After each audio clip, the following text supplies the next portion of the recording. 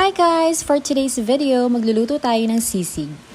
Ito ang favorite namin na version, which is Kapampangan version. Ito na talaga yung nakasanayan namin. So every time na gusto namin kumain ng sisig dito sa bahay, ito yung laging niluluto ni Daddy. First, papakuluan na muna natin yung laman, yung tenga ng baboy, tsaka yung piski ng baboy. So habang hinihintay natin yung lumambot, maghihiwa muna tayo ng sibuyas. So red and white onion yung gamit namin. Nung sobrang mahal pa ng sibuyas, hindi na talaga kami gumagawa ng sisig kasi nanghihinayang kami. Kasi naman, 500 yung kilo, di ba? Pero ngayon, mas marami, mas masarap. Next naman is yung mga sili. So gumamit kami ng siling pansigang and siling labuyo.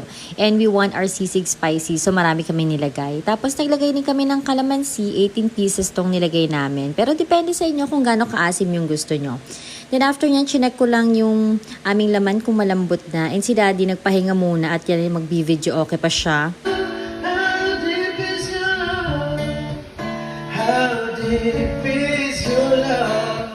I really need to learn, 'cause we're living in a world of fools. O diba, may pa-video okay pa yung person. At ayan, malambot na nga yung laman, tapos sinunod namin yung atay ng manok. So nilalaga muna namin siya bago iihaw. Next, iihaw na natin yung mga laman. So yan, yung tenga ng baboy tsaka yung pisngi ng baboy para mag-add din siya ng smoky flavor sa ating sisig. Pati yung atay ng manok, iniihaw din namin para mas masarap. Pero yung sa iba ata, nilalaga lang nila. Pero kasi mas masarap para sa amin pag nakaihaw talaga siya. And then after maluto nung lahat, maihaw, i-chop na namin siya. So tinulungan ko na si Daddy sa pag-chop para mas mabilis kami matapos. Actually, madali lang sana yung sisig. Mas matagal lang talaga yung preparation ng mga ingredients. Kaya minsan lang talaga kami gumagawa nito pag gustong-gusto na namin kumain. Marami na rin ako na-orderan pero hindi ko talaga makuha yung gusto kong lasa ng sisig. At ayan, ready ng lahat ng ingredients natin. Ready na natin siyang ipaghalu-haluin. So, nag-melt lang si Daddy ng margarine.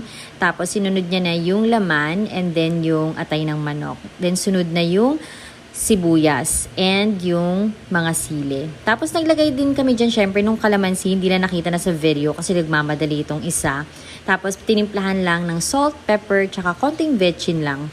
And ayan, luto na nga ang ating Kapampangan sisig. Sobrang sarap talaga nito. Ang dami ko nakakain na kanin pag ito yung ulam namin. And that's it for today's video, guys. Thank you so much for watching. Bye!